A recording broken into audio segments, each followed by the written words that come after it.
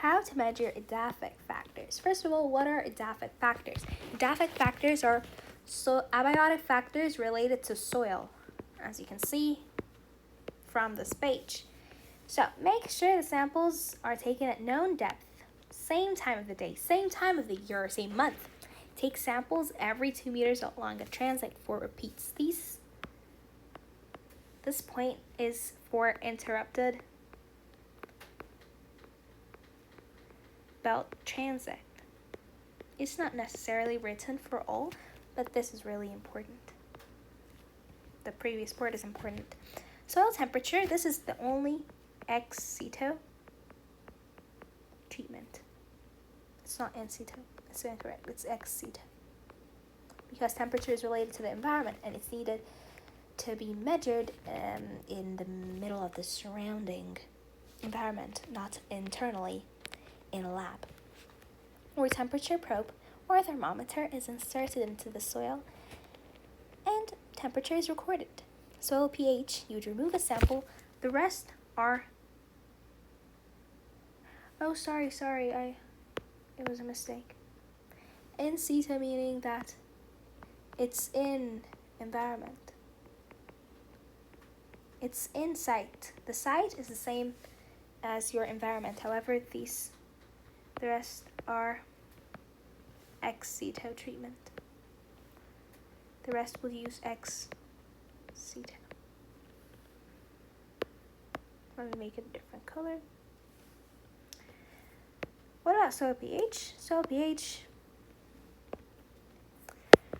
will be measured by a pH probe. Like, basically, a rule, the stuff you're measuring will be named,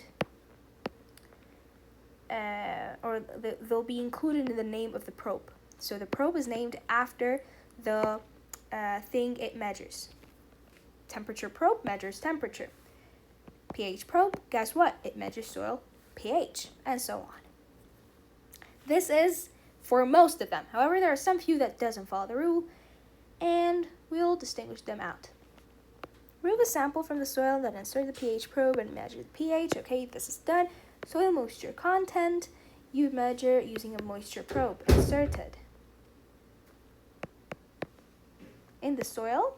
Obviously, after removing the sample, because we said this is an ex situ treatment.